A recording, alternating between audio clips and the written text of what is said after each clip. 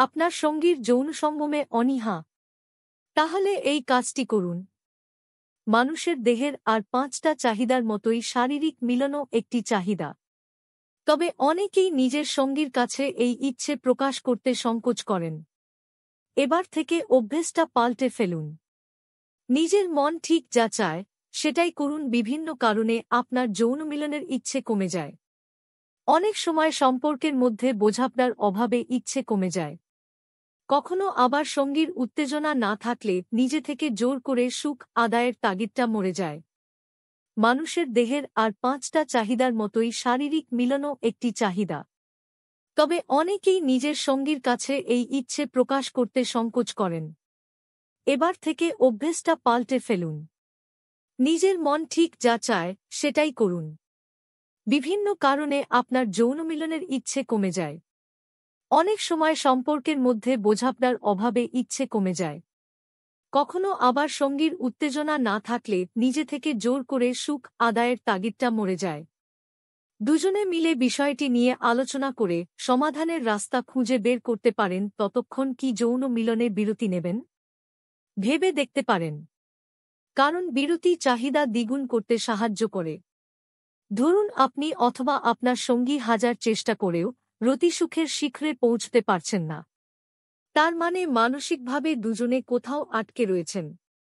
পরস্পরের শরীরের প্রতিটা অংশকে ভালোবাসুন।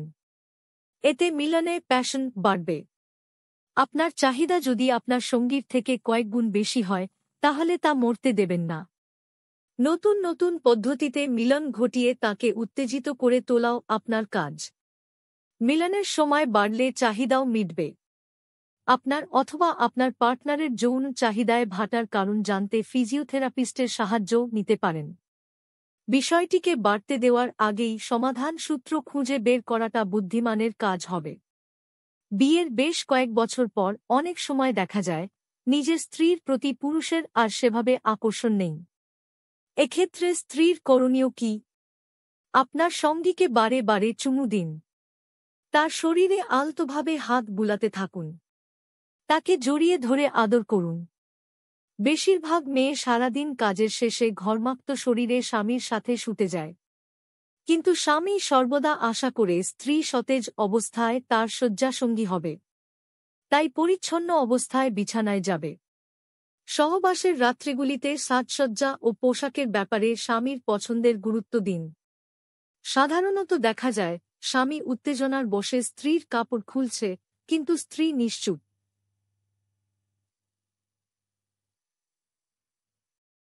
পরে স্বামী বেচারাকে নিজের উত্তেজনা বিসর্জন দিয়ে নিজের কাপড় খোলায় মনোযোগ দিতে হয়। কিন্তু স্ত্রীর উচিত স্বামী যখন তার কাপড় খুলবে তখন ধীরে ধীরে স্বামীর কাপড় খোলার দিকেও মনোযোগ দেওয়া।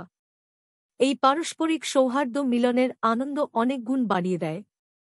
স্ত্রীর উচিত হবে সহবাসের নিয়ন্ত্রণ নিজের হাতে নেওয়া, তা না হলে স্বামীকে সম্পূর্ণ সুখ দিতে পারবে না।